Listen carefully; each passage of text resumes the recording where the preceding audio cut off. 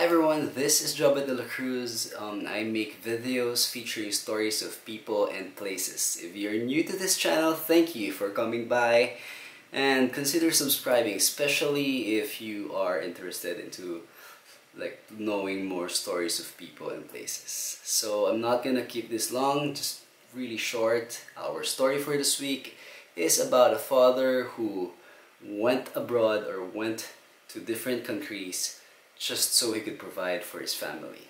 So let's play that intro.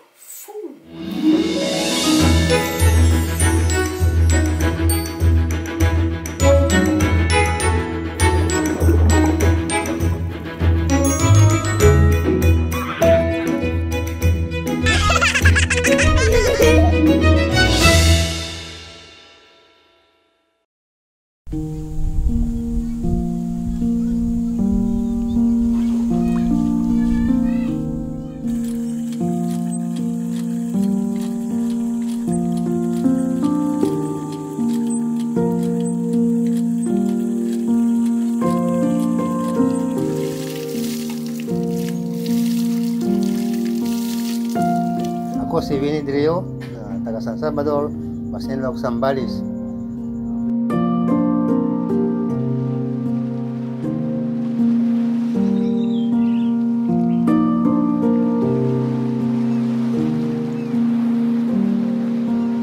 Sa ngayon po ay 58 na pa ako ngayon.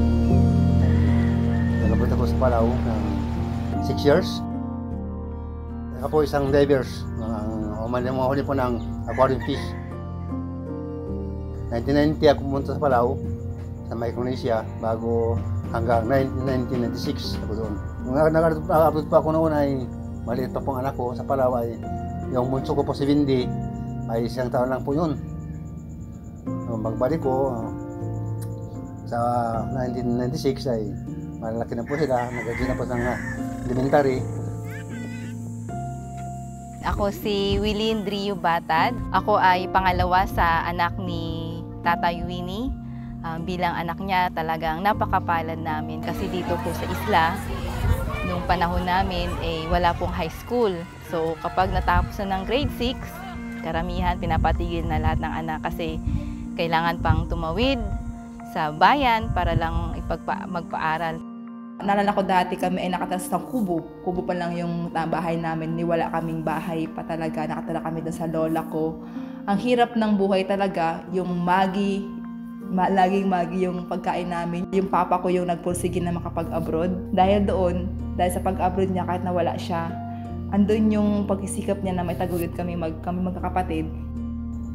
Pag-aaral na po sa Bibias, kaya kailangan na po lalabas muli. May nag-offer sa kanila na mag-upload para doon mag-aquarium. Nabas pa ako ng Vanuatu ng 2002. Ayan po sa Litli, si Wilita, si Wilin, si Windy ay pumunta po ng Bibias. Nagkataon naman nagkolehiyo silang 4. Medyo mahal ang tuition.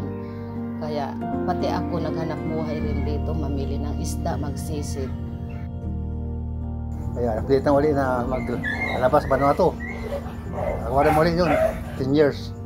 2002 hanggang 2012.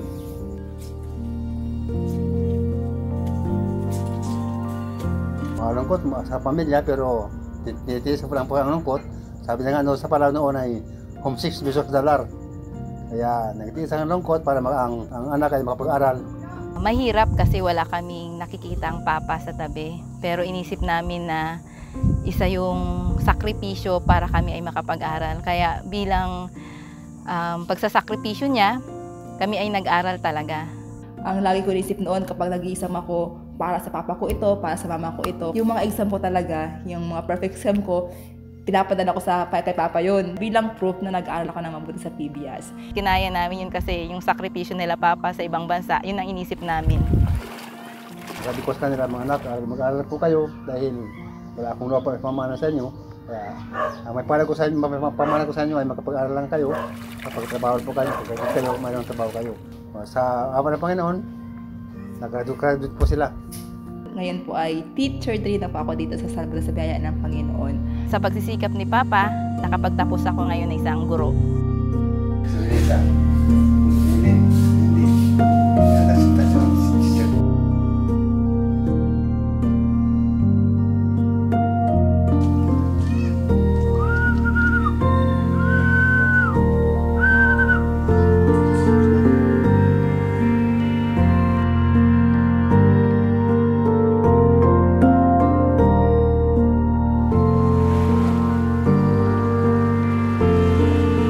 Kasamang pamilya masaya. Noon, nagtiis po sa lungkot dahil po sa pamilya para makaraos lang ang pamilya. Ngayon po, dito na ako ngayon, hindi na ako lalabas.